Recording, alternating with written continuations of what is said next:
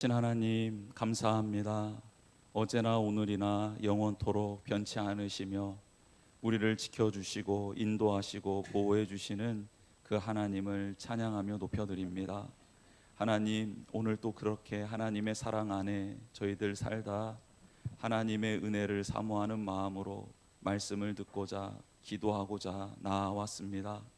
경건의 훈련을 매일매일, 하나님을 사랑하는 훈련을 매일매일, 하나님의 뜻을 듣고 깨닫고 순종하는 일이 매일매일 우리의 삶 속에 반복되기를 원하오니 그 거룩한 은혜를 우리 가운데 허락하여 주시고, 특별히 함께 모여 시간을 구별하여 하나님 아버지 앞에 기도하고 예배하는 이 시간, 성령 하나님 우리 가운데 충만하게 임재해 주셔서 우리의 영이 깨어나게 하여 주시고, 우리의 마음이 하나님의 마음 되게 하여 주시며, 우리의 삶을 통해 하나님의 높고 위대하심이 이 세상 가운데 드러날 수 있도록 도와주시옵소서.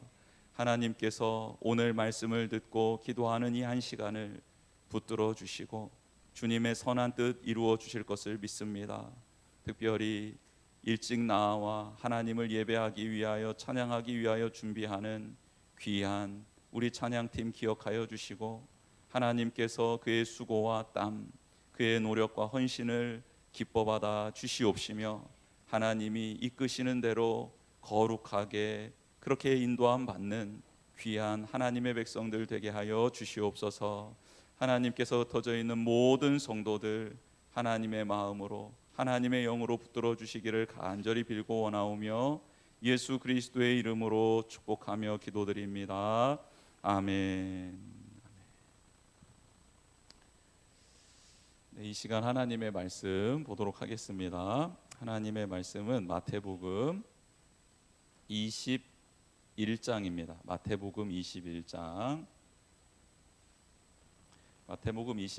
1절에서 11절까지의 말씀입니다.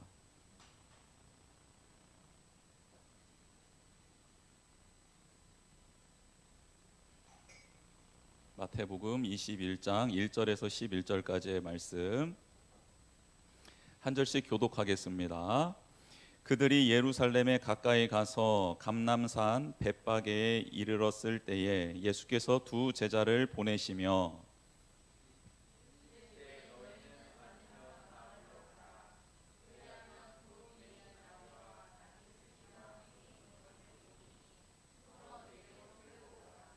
만일 누가 무슨 말을 하거든 주가 쓰시겠다 하라. 그리하면 즉시 보내리라 하시니,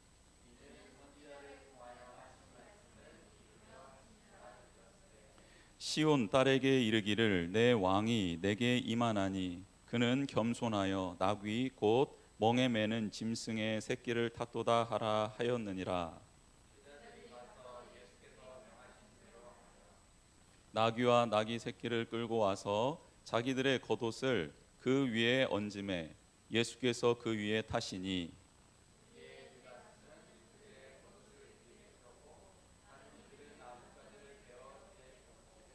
앞에서 가고 뒤에서 따르는 무리가 소리 높여 이르되 호산나 다윗의 자손이여 찬송하리로다.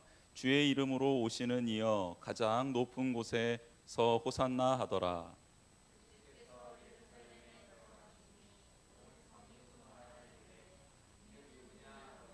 같이 읽겠습니다. 무리가 이르되 갈릴리 나사렛에서 나온 선지자 예수라 하니라. 아멘. 오늘 또 하나님께서 우리 가운데 역사하시고 또 우리 가운데 특별한 은혜를 주실 줄 믿습니다. 이제 마태복음 계속 읽어가는데요. 오늘 이제 21장, 20장, 21장 이렇게 이제 가고 있습니다. 21장부터는 이제 새로운 어떤 단락입니다. 어떤 단락이냐면 예수님께서 공생의 기간 마지막 한 주간을 보내는 장면이 이제 21장 오늘 본문에서부터 27장까지 기록되어져 있습니다. 그래서 고난 주간에 특별히 우리가 많이 묵상하는 본문이기도 하고, 그때 예수님의 행적이 어떠했는가 요일별로 주일부터 이렇게 토요일까지 이렇게 우리가 살펴볼 때 많이 보는 본문입니다. 이제 마지막 그 한 주간의 내용이 들어가 있는데요. 그 여정에서의 첫 시작을 오늘 예루살렘 입성으로 그렇게 시작을 하고 계십니다. 예수님께서는 늘 하나님의 때, 그 하나님의 시간표에 본인의 삶을 맞춰 사셨던 분입니다. 하나님이 정확한 때를 말씀해 주시기까지 예수님께서는 기다리셨고요. 그리고 정확한 때에 예수님은 드러내셨습니다. 자신이 누구신지를 드러내셨고 그렇게 그 길을 걸어가셨습니다. 어떻게 예수님은 그렇게 하나님의 때를 정확하게 알 수 있었을까? 숨어야 할 때와 드러나야 할 때가 어떻게 이렇게 분명할 수 있었을까? 성경에서는 그 답을 가르쳐주고 있는데요. 하나님과 매일매일 만나는 시간을 가지셨던 예수님이셨기에 하나님의 뜻에 자신의 생각과 의지를 맞출 수 있었습니다. 그게 가능했던 겁니다. 그래서 매일매일 반복되는 그 하나님과의 시간, 만남의 시간이 정말 소중한 것을 우리가 다시 한번 깨닫게 됩니다. 공생의 초반에는 예수님께서 기적을 일으키시고 난 다음에 그 대상자들에게 뭐라 말씀하셨냐면 어디 가서 말하지 말아라 그랬어요. 알리지 말라 그런 거죠. 내가 메시아인 게 드러나면 어떻게 되냐? 예수님께서 드러내시는 그 순간 많은 소문들이 나고 또 종교 지도자들이 그것을 시샘하는 순간 하나님의 때가 아닌 그들의 때에 큰 일을 당하실 수 있기 때문에 조심조심 하셨던 것이고요. 또 한 가지는 3년이라는 시간 동안 제자들과 함께 하나님의 나라, 하나님의 뜻, 하나님의 가치관을 나눌 시간이 필요했던 겁니다. 즉 제자들과 함께 하나님의 진리의 말씀을 나누고 가르쳐야 될 그 시간이 반드시 있어야 했기 때문입니다. 그렇게 예수님께서는 제자들과 많은 무리들 앞에 자신의 기적 그리고 자신의 이적, 혹시 귀신이 자신을 알아보았을 때 잠잠하라고, 조용하라고, 그리고 너의 이 나음을 그냥 제사장에게만 가서 보여주라고 이렇게 제한적으로 오픈하셨던 것이죠. 예수님은 그렇게 제자들과 함께 3년 동안 시간을 보냈습니다. 제자들을 통해 예수님께서 하고 싶으셨던 건 무엇일까? 예수님을 통해 제자들이 하나님 알기를 원하셨던 것이고, 또 한 가지는 그렇게 하나님을 알게 됨으로 그분의 말씀에 너무나도 자연스럽게 순종할 수 있는 그런 성도로 세워가기 위해서 제자들과 함께 그런 훈련의 시간을 보냈습니다. 하나님에 대해서 바로 알면 하나님의 말씀이 너무나도 달고 오묘하게 느껴지고 그 말씀 따라 걸어가는 게 즐겁기 때문이겠죠. 즉 예수님의 제자 훈련, 제자와 함께 동거함은 그 제자들이 거듭나 영원하신 하나님과 함께하는 기간, 훈련의 시간이었던 겁니다. 일 시켜 먹으려고 그랬던 게 아니고 하나님과 동행하는 법, 하나님 안에 누릴 수 있는 기쁨, 평안, 이것들을 선물해 주기 위하여 예수님은 그렇게 제자들과 함께 하셨던 겁니다. 예수님은 이 땅의 마지막 날이, 마지막 주간이 될 것을 직감하셨잖아요. 그래서 예루살렘 성에 올라가는 길에 제자들을 따로 길가로 이렇게 부르십니다. 그래서 길가로 부르셔서 이렇게 말씀하세요. 야, 이제 우리가 예루살렘에 올라가게 될 텐데 내가 대제사장들과 서기관들에게 넘겨질 거다. 그들이 나를 죽이기로 결의를 하고 모든 행동들을 할 텐데, 그리고 그들이 나를 결국 이방인들의 손에 넘겨버릴 거다. 즉 로마인에게 넘길 것이다. 그리고 그들은 나를 조롱하고 채찍질하다가 십자가에 못 박혀 죽일 텐데, 그러나 3일 만에 내가 다시 살아날 거다라고 예수님께서 21장 전 20장에 17절에서 19절에 제자들을 따로 불러서 이 비밀을 말씀해 주십니다. 그런데 이미 앞전에 2번 가르쳐 주셨던 비밀이었거든요. 그런데 제자들은 무슨 말인지 깨닫지 못했습니다. 물론 20장에서도 깨닫지 못합니다. 그런데 예수님께서는 이제 훗날에 너희들이 깨달아 복음을 전할 때에 이 일이 기억날 것이다 라고 미리 말씀해 주시는 것이었죠. 예수님은 참 너무나도 마음이 따뜻하시고, 그리고 깨닫지 못하는 제자들을 끝까지 품어주시는 주님의 모습을 우리가 보게 됩니다. 그러나 제자들은 그 예수님의 말씀을 듣고 그 다음에 무슨 행동을 하냐면 누가 더 크냐의 문제로 또 싸움을 하기 시작합니다. 얼마 전에 우리 통독하다가 봤죠. 제자들 싸우는 거. 근데 예수님께서 마지막 일주일을 보내기 전날에도 그렇게 싸우고 있는 겁니다. 예수님은 제자들을 진정시키죠. 그리고 하나님 나라 원리를 가르쳐 줍니다. 야, 너희들 좀 정신 좀 차려야겠다. 너희들 중에 누가 크고자 하냐? 정말 큰 사람이 되고 싶으냐? 그러면 너희들은 세상의 원리를 따라 지배하려 하거나 누군가를 힘으로 억압하려는 사람, 그런 존재로 살아가지 말고, 만약 너희들 중에 누가 크고자 하거나 으뜸이 되고자 한다면 그 사람은 그 상대방의 종이 되는 삶을 살면 좋겠다.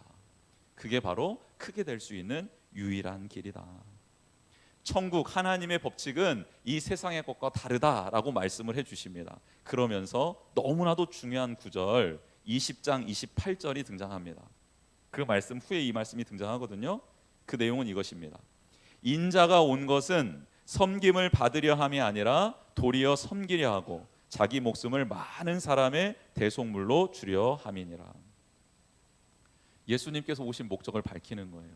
야, 너희들 그동안 나랑 그렇게 함께 지내면서 이걸 느끼지 못했냐? 나는 왕으로 군림하기 위해 온 게 아니라 너희들을 섬기러 왔다는 것, 유대인들을 섬기러 왔다는 것, 이방인들을 섬기러 왔다는 것을 너희들 깨닫지 못했느냐? 그리고 이 섬김의 끝, 나의 이 섬김의 끝은 바로 내 목숨을 너희들의 죄를 대속하는 대속물로 하나님께 드리는 게 나의 끝이다. 이게 섬김의 끝이다 라고 말씀을 하십니다. 근데 이 점이 요즘 예수 그리스도를 따른다 하는 그리스도인들과 예수님과의 큰 차이점입니다. 우리는 잠시 섬기고 작은 실천을 하는 그런 연약한 존재들이죠.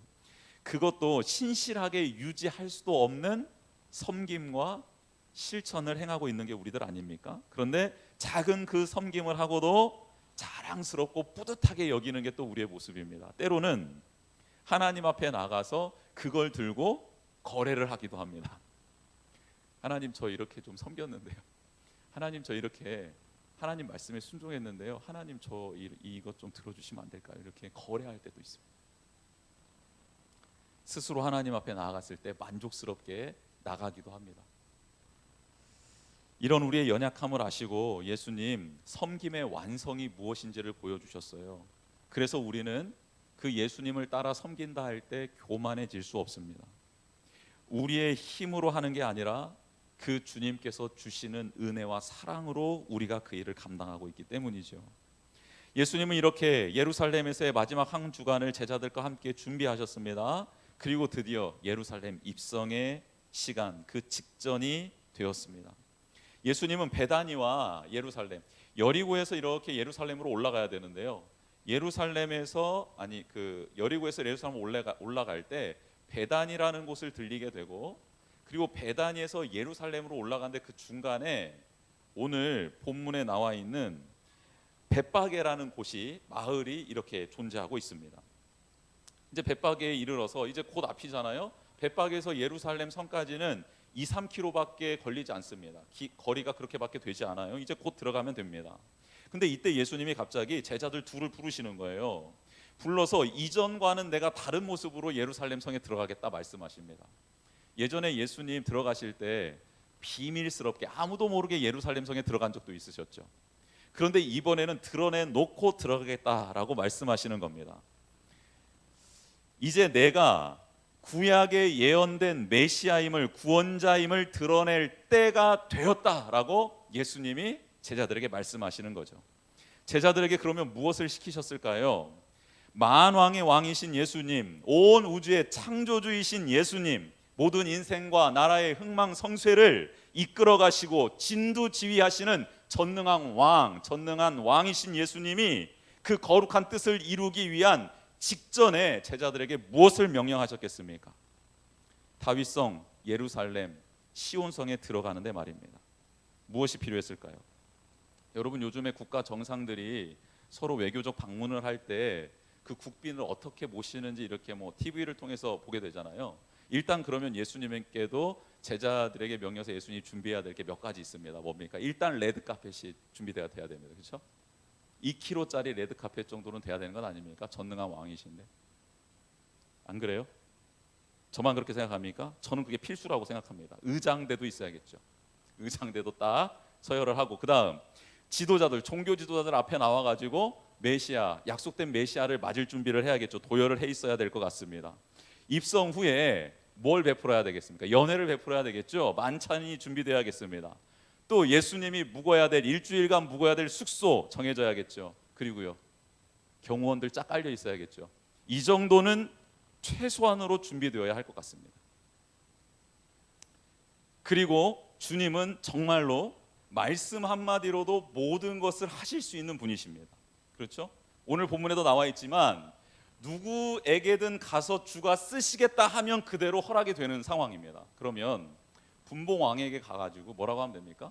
내가 궁전을 쓰겠다, 주께서 궁전을 쓰시겠다 하면은 그게 사용되는 것이죠. 군대를 이끄는 장군에게 가서는 너의 군대를 사용하겠다 말하면 되는 겁니다. 부자가 있으면 그에게 가서 너의 물질을 좀 잠시 사용하겠다, 예, 그러시면 돼요. 맛집에 가서, 여러 맛집에 가서 제자들이 예수님께서 이 음식들로 오늘 연회를 베푸시겠습니다, 주께서 쓰시겠다 하십니다 하면 그 음식들 바로 나올 수 있습니다. 그냥 말로 다 가능한 그런 시기, 그런 때입니다. 그렇다면 오늘 우리에게는 2절이 굉장히 중요한 절이 되겠죠. 예수님이 제자들에게 무엇을 시켰는지 2절이 굉장히 중요하겠죠. 그럼 2절을 한번 읽어보겠습니다. 2절 21장 2절입니다. 같이 한번 읽어보겠습니다. 예수님 뭐라고 말씀하셨는지요? 시작. 이르시되 너희는 맞은편 마을로 가라. 그리하면 곧 매인 나귀와 풀어 내게로 끌어오라. 아멘. 너희가 해야 될 일이 있는데, 너희들 이제 내가 이제 곧 우리 마을 도착하면 이 마을, 맞은편 마을 거기 앞에 있는 데로 가서 나귀와 나귀 새끼가 매어 있을 건데 그거 풀어가지고 이렇게 가져오면 좋겠다라고 말씀하시는 겁니다. 만왕의 왕인 예수님이 메시아로 예루살렘에서 입성하시는데, 예루살렘으로 입성하시는데 준비하신 것이 뭐냐면 멍에를 메고 주인의 뜻을 따라 움직여야 하는 나귀와 나귀 새끼를 준비하셨다라는 거예요. 나귀와 나귀 새끼는요, 주인의 필요에 따라 짐을 메고 다니는 멍에를 맨 짐승입니다. 주인의 명령에 따라 주인이 쓰시겠다 할 때 그것을 행하는 게 나귀이죠. 근데 이 나귀를 가져오라는 명령 앞에 제자들이 좀 얼떨떨했을 거예요. 내가 모시는 이 예수님께서 이제 예루살렘에 가면 위대한 일을 하실 거고 다윗의 명성을 되찾고 그때의 위용을 떨치실 텐데 나귀를 타고 가신다고? 정말 초라하기 짝이 없는 모습이 이미 연상이 되고 있는 겁니다. 그런데 제자들이 변했습니다. 어떻게 변했냐면 이 예수님의 말씀에 순종해요. 자신들의 수준에 이해가 되지 않고요, 납득되지 않는 주님의 말씀 앞인데 근데 그 말씀 앞에 순종을 하더라는 겁니다. 여러분, 과거의 제자들의 행동, 모습 한번 생각해 보세요. 이런 저런 이유 다 되면서 오병이어 때 예수님께서 야 우리가 먹이자 했을 때 뭐라 했습니까? 제자들이 아주 그냥 날뛰었지요. 또 예수님께서 무슨 말씀을 하시면 알아듣지 못했을 때 득달같이 달라들어서 이해될 때까지 꼬치꼬치 따져 물었던 게 제자들의 모습 아닙니까? 그런데 3년의 시간이 지난 지금 예수님과 함께 했던 그 시간들 속에 그들은 조금씩 변하고 있었다라는 거예요. 성숙해졌다라는 거죠. 그래서 예수님이 말씀을 하셨는데 그 말씀이 이해가 되지 않고 납득이 되지 않고 상식적이지 않는데 일단 몸이 반응을 합니다. 예, 알겠습니다 하고 몸이 반응을 하는 거예요. 여러분, 우리도 신앙생활을 할 때 조금 초라해질 때가 있지 않습니까? 특히 신앙의 연수가 많이 지났을 때 왜 나는 이렇게 신앙이 제자리이지? 라는 생각을 할 때 있지 않습니까? 근데 그 이유가 오늘 본문에 나와 있어요. 뭐냐면 주님과 동행하지 않는 30년의 시간은 우리가 성숙해질 수 없는 시간이라는 거죠. 주님과 동행하는 3년의 시간은요, 알게 모르게 변화가 되어 있는 모습이 있는데 주님과 동행하지 않은 30년의 시간은 아무런 의미가 없다라는 뜻입니다. 예수님은 그런 그들의 내면의 고민을 또한 보고 계셨습니다. 그들의 내면, 제자들의 내면에는 이런 소리가 있었어요. 분명 주인이 있을 텐데, 그 나귀들의 주인이 있을 텐데 그들에게 뭐라고 말하지? 우리의 가진 돈도 없는데, 살 수도 없는데, 아무튼 가긴 가야 하는데 어떻게 행동해야 될지는 모르겠다라는 속마음이 있었던 거예요. 근데 예수님 그 마음을 캐치하시고 제자들에게 이렇게 말씀하십니다. 만일 누가 무슨 말을 하거든, 누가 쓰신다고 하는데요, 왜 가져가요? 뭐 무슨 말을 할 것 아닙니까? 그러면 주가 쓰시겠다 하라, 그리하면 즉시 보내리라까지 예수님께서 말씀을 해주십니다. 여러분, 제자들은 두 가지 때문에 놀랐습니다. 첫 번째는 어떻게 자신들의 마음을 알았는지 예수님께서 그렇게 말씀해 주신 게 첫 번째 놀랐고요. 또 한 가지는 예수님이 스스로 본인을 가르쳐 주 로드라고 말한 게 이 장면이 처음이기 때문에 그렇습니다. 한 번도 예수님이 스스로를 나는 하나님이다, 나는 주다, 로드라고 말하신 적이 없었거든요. 그런 말 하지 말라고 했는데 예수님께서 처음으로 이렇게 자신을 주라 하는데 그 말씀이, 그 음성이 너무나도 압도적인 거예요. 주가 쓰시겠다 하라라는 이 말씀이 부인할 수 없는 명령으로 그들 가운데 들어온 겁니다. 또한 그 제자들이 그 사람들에게 가서, 주인에게 가서 주가 쓰시겠다 하십니다라는 이 말씀이 창조주의 말씀으로 들리고 온 피조물은 그 말씀 앞에 순종할 수밖에 없는 거룩한 능력의 말씀이 되더라는 거죠. 압도당해 버립니다. 주님께서는 어떻게 이런 메시지를 세상 가운데 선포하실 수 있었을까? 본인의 주되심 그리고 창조주 되심을 이렇게 말할 수 있었는가? 그 타이밍에 어떻게 그렇게 하실 수 있었나? 그 답이 4절에 나옵니다. 4절 한번 보겠습니다. 이는 선지자를 통하여 하신 말씀을 이루려 하심이라 일렀으되, 즉 지금 예수님께서는 하나님의 말씀이 이루어질 때라는 것을 정확히 아셨고, 예수님은 정확한 하나님의 때를 분별하여 하나님의 뜻에 맞는 언행을 하심으로 하나님의 능력이 세상에 나타나도록 하신 겁니다. 하나님의 말씀이 없었다면 예수님 성육신하지 않으셨죠. 하나님 말씀이 없었다면 예수님 동정녀에게서 나시지 않았습니다. 하나님 말씀이 없었다면 세례도 공생애도 치유와 기적도 진리의 가르침도 없었을 겁니다. 하나님의 말씀이 없었다면 예수님 십자가에 죽으시지도 않았고요, 부활하지도 않으셨을 겁니다. 즉 지금 예수님의 모든 행동은 하나님의 영광을 드러내는, 하나님의 말씀대로 하는 일들이었기에 능력이 나타날 수밖에 없었다라고 성경은 말씀하고 있습니다. 예수님 이런 말씀 우리에게 하셨잖아요. 너희가 내 안에 있고 내 말이 너희 안에 있으면 무엇이든지 구하라, 그리하면 다 이루리라 하셨습니다. 너희가 내 안에, 그리고 내 말이 너희 안에 거하면이라고 말씀해 주셨습니다. 주님의 말씀이 우리 안에 거해야 합니다. 그 뜻이 깨달아져야 돼요. 그 때를 기다릴 줄 알아야 되겠죠. 그리고 그 정확한 때에 정확한 말씀, 주신 말씀을 대언함으로 우리는 하나님의 영광과 능력을 맛보게 될 줄 믿습니다. 이런 자세를 뭐라 그러냐? 이런 태도를 주권 양도라고 합니다. 내 뜻과 내 감정대로, 생각대로 살아가는 것이 아니라 매 순간 매일 하나님의 말씀에 의지해서 하루하루를 살고 하나님의 임재와 성령의 인도하심 따라 갈 바를 정하고 그 말씀에 순종함으로 서고 가는 것을 반복할 때 그런 신앙의 자세가 우리 가운데 나도 모르게 들어와 있게 된다는 거예요. 여러분, 지금 나의 삶의 주권은 누구 손에 있습니까? 내 손에 있습니까? 예수님의 손에 있습니까? 예수님은 지금 겸손의 왕, 섬김의 왕, 순종의 왕으로 오셨습니다. 하나님의 말씀 앞에 겸손히 순종하며 하나님의 뜻대로 생명을 내어주는 섬김을 하기 위해서 예수님 오셨어요. 그래서 예수님은 물질의 왕도, 권력의 왕도, 명예의 왕도 아니십니다. 그렇게 오신 게 아니죠. 그래서 멍에를 매는 나귀를 타신 겁니다. 제자들은 예수님의 명령하신 대로 나귀와 나귀 새끼를 끌고 왔어요. 끌고 오고 난 다음에 명령한 대로 행했나이다 라고 말씀하시죠. 예수님도 하나님의 명령 따라 죽기 위해 가고 계시는데 제자들도 예수님의 명령을 따라 그렇게 가져온 이 타이밍이 예수님에게는 너무 기쁨의 시간이었을 거예요. 야, 이제야 어느 정도 우리가 공동체가 됐구나, 이런 생각하셨을 것 같습니다. 그리고 그런 예수님의 눈빛을 봤는지, 흡족해 하시는 예수님의 마음을 읽었는지 제자들이 갑자기 겉옷을 벗습니다. 그리고 나귀 새끼 그 등 위에 자신의 겉옷을 이렇게 걸쳐 놓습니다. 나귀 새끼를 타는 예수님께 그들의 마음을 고백하는 것이죠. 당시 겉옷은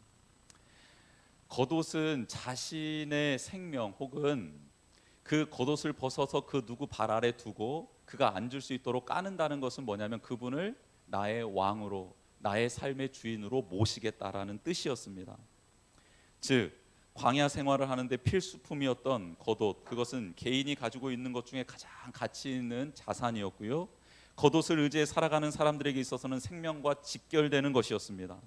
그것을 벗어서 상대에게 준다, 상대의 발 아래 깐다, 상대가 앉을 수 있도록 그것을 걸쳐 놓는다, 그것은요 큰 의미가 담겨 있는 행동이었습니다. 제자들은 비록 자신이 원하는 그림은 아니었지만 나귀 새끼를 타고 예루살렘으로 입성하시는 주님께 자신들의 마음을 고백합니다. 내 마음과 내 생명을 다하여 주님을 따르고 싶습니다, 따르겠습니다라는 의지적인 표현이었던 것이죠. 예수님은 그들의 행동을 나무라지 않고 그대로 인정해 주시고 받아주십니다. 그렇죠? 왜 그러셨을까?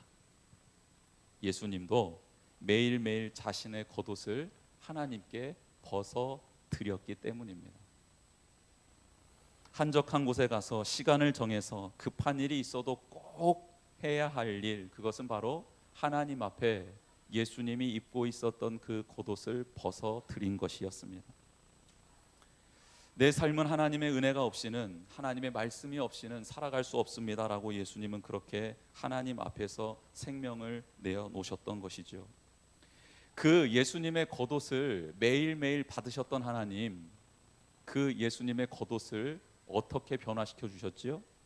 마태복음 17장 변화산에서 어떻게 변화시켜 주셨지요? 그렇죠, 예수님의 그 겉옷을 빛과 같이 희어지게 만들어 주셨습니다. 옷만 그렇게 만들어 주셨나요? 아니요, 얼굴도 해와 같이 빛나게 해 주셨습니다. 하나님께 겉옷을 매일매일 벗어 드리며 나의 생명의 주인이 하나님이심을 고백했을 뿐인데, 하나님은 존재 자체를 변화시켜 주시고 그리고 그의 겉옷을 희게 만들어 주셔서 빛과 같이 빛나게 해 주셨다라는 겁니다. 오늘 이 본문에서 제자들은 예수님께 겉옷을 처음 벗어 드렸습니다. 처음 장면입니다. 3년 만에 위대한 일을 지금 행하고 있는 것이죠. 물론 그들의 의지와 결단, 일주일도 못 가서 다 사라지고 맙니다. 그러나 이때 했던, 예수님에게 겉옷을 벗어 나귀 새끼 위에 걸쳐드렸던 이 행위는, 이 결단은 훗날 성령 충만함을 받은 후에 매일매일 드려질 그들의 헌신과 결단의 첫 열매가 되었다라는 겁니다. 이 점이 귀한 겁니다. 우리는 겉옷을 매일 주님 앞에 벗어놓고 있습니까? 아니면 더 크고 화려한 겉옷을 입기 위해 매일매일 그 하나님보다는, 주님보다는, 성령님보다는 내 겉옷을 화려하게 바꿔줄 수 있는 그 무언가를, 그 누군가를 향하여 나아가고 있습니까? 주님 앞에 겉옷을 먼저 벗고 드리면 주님이 빛나는 겉옷으로 우리를 입혀주시고 그렇게 세상에 나가 우리로 하여금 하나님의 영광을 드러낼 수 있도록 도와주실 줄 믿습니다. 이 믿음으로 매일 겉옷을 주님께 드리는 저와 우리 성도님들 되기를 원합니다. 이런 제자들의 모습을 보고요, 주변에 있었던 사람들이 따라서 겉옷을 벗어 길에다 깔기 시작합니다. 그리고 겉옷 벗기 힘든 사람, 이것은 좀 아닌데 하는 사람들은 종려나무 가지를 꺾어서 길 위에 펴고 또 흔들기 시작합니다. 이들은 온전한 믿음으로 한 게 아니고요, 분위기에 취해서 일생에 딱 한 번 겉옷을 벗어본 사람들입니다. 그리고 종려나무 가지를 흔들며 마치 나의 꿈을 이루어줄 분이 들어오고 있다라고 환영하는 존재로 그렇게 길 위에 서 있는 사람들입니다. 똑같이 겉옷을 벗었지만 예수님은 진정으로 인정해 주지 않으셨습니다. 왜요? 그들은 예수님을 삶의 주인으로 모셔드린 게 아니라 자신의 필요를 해결해 줄 사람으로 그렇게 겉옷을 펼쳐 놓았기 때문입니다. 이들은 5일 만에 예수님을 십자가에 못 박으라는 폭도로 변화되죠. 예수님을 왕이 아닌 죄인으로 취급하기도 합니다. 호산나라는 뜻은 뭡니까? 나를 구원하여 주시기를 원합니다. 지금 구원하여 주십시오라는 뜻입니다. 호산나, 이 호산나의 외침은 여전히 로마의 압제로 힘들고 피곤하고 지친 경제적인 어려움 속에 나를 빼어달라, 구원해달라라는 외침이었습니다. 이 호산나의 진정한 의미였던 저의 죄를 사해 주시고 하나님과의 관계를 회복해 주실 주님, 그 주님을 나의 구원자로 영접합니다라는 뜻이 아니었다라는 거예요. 예수님을 죄에서 구원해 주실 유일한 메시아, 삶의 주인으로 고백하는 자와 자신의 꿈을 이루기 위해 예수님께 나아온 자의 외침 모두가 다 호산나였습니다. 그래서 서로 누가 진짜 호산나를 외치는지 알지 못했어요. 우리는 외모로 사람을 판단하고 귀로 들리는 대로 그냥 판단하기 때문이겠지요. 그러나 하나님은, 주님은 그렇지 않습니다. 우리의 중심을 보시지요. 하나님이 기뻐하시는 찬양, 기뻐하시는 기도인지 아닌지 하나님께서 판단하신다라는 겁니다. 그리고요, 우리도 얼마 지나지 않아 그 사람이 진짜 호산나를 외쳤는지 가짜로 호산나를 외쳤는지 알게 됩니다. 그렇죠? 삶의 열매로 드러나기 때문입니다.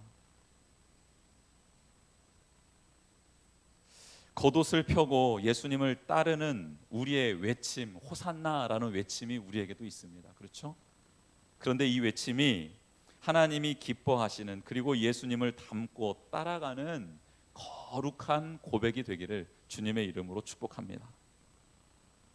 우리의 겉옷 누구에게 맡겨 놓고 계십니까? 그리고 우리의 호산나라는 이 외침은 어디에서부터 나를 구원해 달라는 외침입니까? 오늘 기도 시간을 통해서 우리의 겉옷을 하나님께 내어드리고 우리의 생명을 하나님께 내어드리고, 그리고 우리의 호산나라는 이 외침이 나의 필요를 위한 게 아니라 예수 그리스도의 메시아 되심, 예수 그리스도의 주 되심을 외쳐드리는 그런 거룩한 고백이 되기를 주님의 이름으로 축복합니다. 이 시간 우리 같이 찬양하며 기도하는 시간 갖겠습니다. 우리 오신실하신 주